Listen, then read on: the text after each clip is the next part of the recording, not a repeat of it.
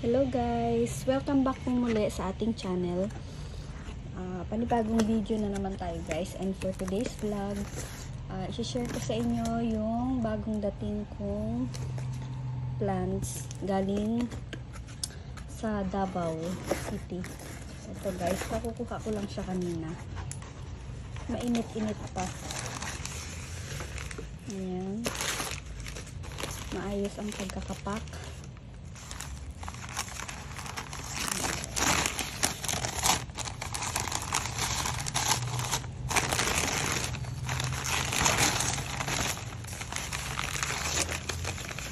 Ito si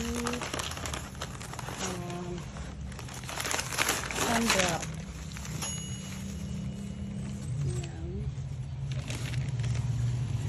Ang last niya guys, ang mura lang niya naka-sale. Nakuha ko siya ng I think 200 pesos. Ayan. Malaki na siya.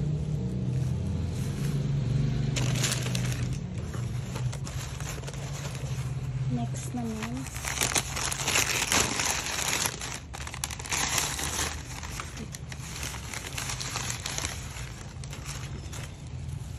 yan, Subshati. Ganda ng gulay niya guys. Napaka-vibrant ng color. Yan. And may pa-flower na siya. Yan. Mura lang to guys. Next naman yung isa sa pinakamahal na nabili ko. Kasama siya sa top rare na plants. Ito si Aglonema punumtong. Yan guys. Pakaganda po. Matagal ko ng wishlist to guys. Kaso ang price niya before, nung unang tanong ko ay nasa 3,500 I think.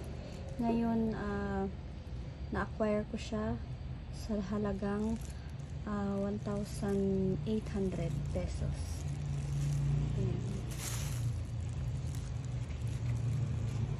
Aglonema punumtong. Bilong po siya sa at kasama siya sa top rare na varieties ng Aglonema.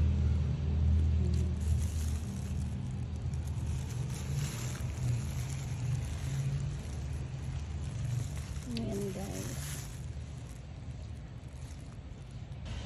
Ayan na siya guys. Ang ginawa ko is tinanggal ko siya sa plastic. Ayan. Tignan nyo naman ang roots. Oh. Napaka healthy. Napakaraming roots. Ayan.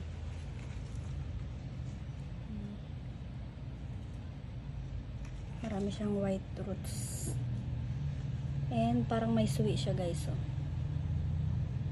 Meron siyang kaming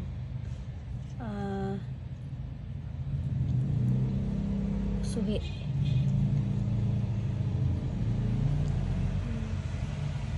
Ang gagawin ko dito guys ay ibababad muna natin siya sa may water na nilagyan ko ng hydrogen peroxide para ma-hydrate siya guys, and mawala din yung mga bacteria niya kasi ang hydrogen peroxide ay antiseptic, disinfectant. Ayan o. And maganda siyang pang disinfect sa ating mga plants. Ayan, pababad ko siya muna ng mga at least 1 hour bago ko siya ilalagay sa pot.